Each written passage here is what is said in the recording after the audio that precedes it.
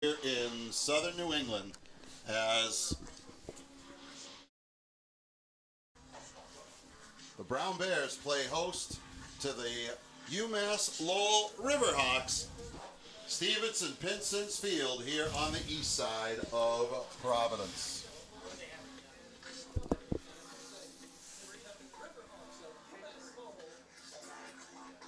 And hello everyone, we welcome you inside the press box where we're happy to be, as it's going to be a wet and windy one here in southern New England. Alongside Mike Mancuso, I'm Mike Rubin. Mike, the Bears are suddenly in a little bit of a rut. You get some non-league games late in the season, you sometimes wonder how they're gonna play out. Sometimes they're traps. This is an opportunity, Mike, for the Bears to hit the reset button against one of the America East best. Absolutely. And if one thing we know about the Bears this season is they love playing here at Stevenson Pinson's. They are 4-0-1 on the season, so have yet to lose a game here, but they face a very tough opponent, this UMass Lowell team, ranked number 18 in the country coming into the season. They've had a little bit of a tough stretch in the middle portion of their schedule, but they're starting to turn things around as they look towards the Bears are coming off a 1-0 overtime, double overtime loss to Cornell that all but eliminated the Bears' chances at postseason play. Mike, for the Bears, they'll have to take the pitch tonight without their captain, James Mile, who was red-carded in that loss to Cornell. And more importantly, this is a team that's found a way to win just twice since starting the year 4-0. There was so much promise. You wonder where the mental toughness of this team is right now.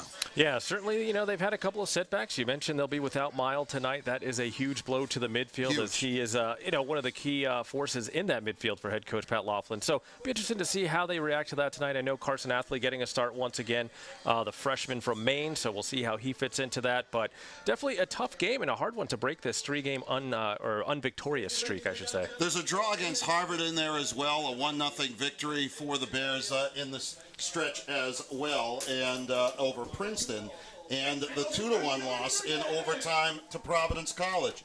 The Bears in general are just really seem to be in a bit of a rut, and one of the things that I think head coach Pat Laughlin is trying to reorganize with the Bears, Mike, is this sense of the process, and I think that's been really where you want to create some moments as you enter this final third of the season, because let's face it, 5-6 wins, the Bears are having themselves quite a season. Yeah, I mean, they'll get into double-digit wins, and that's somewhere you always want to finish. Unfortunately, their league schedule or their league results will probably prevent them from any kind of postseason play, but certainly want to finish out the season strong. I know this game they definitely would have circled on the calendar heading into the season, as this was one of the best teams last year, but because they were still transitioning into Division I, they were not allowed to participate in either the America East tournament or the NCAA tournament. I mean, this team was 13-1-2 last year. They were absolutely outstanding.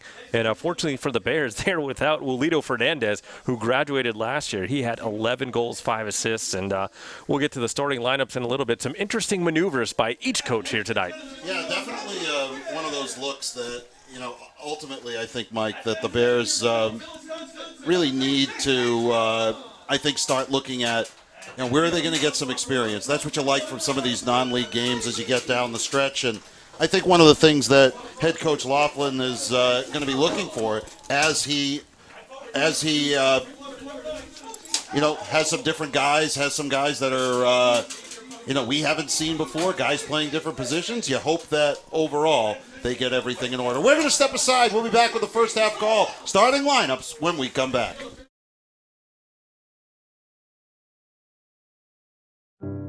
Behind the champion are the committed. Here's to them, to those sometimes taken for granted. Because the lines have to be painted, the uniforms need to be cleaned, and the lights must come on. Because at the first pitch, or play from scrimmage, all that matters is the game. But you are never taken for granted, because we all know it takes a team.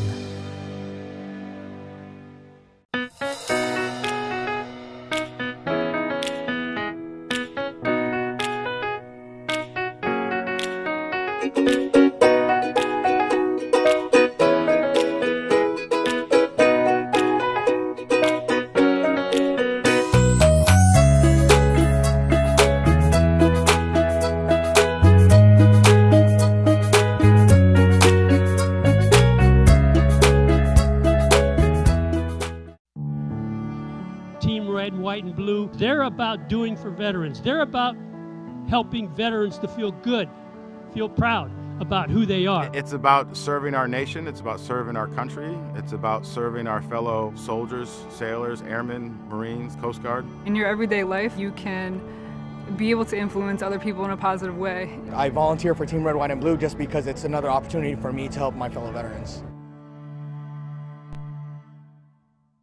If you speak the language of bosons and quarks, of nanoengineering, Wordsworth, or hip-hop, then look no further than Brown University. If you want to work side by side with extraordinary faculty, to choose from 78 academic majors across the spectrum, or to follow a major of your own design, then expect some of the brightest young minds from around the world to surround and engage you at Brown University. Take it from me. I'm John Krasinski, class of 2001.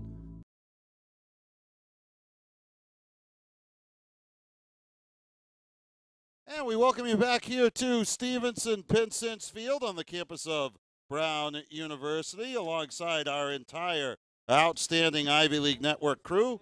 My broadcast partner, Mike Mancuso. It's good to have you with us as the Brown Bears take on the Riverhawks of UMass Lowell. And let's take a look at the starting lineups. First for the visiting Riverhawks who come into today's game, 7-5-1 at 3-2 in the America East. They have already assured themselves of a berth in the postseason of that conference. Features 8 teams. We'll talk about that in a little bit. And they will be one of the top 6. It's just a matter of where they play. And who are the starting 11, Mike? Austin Kroll will get the start in between the pipes for head coach Christian Figueroa.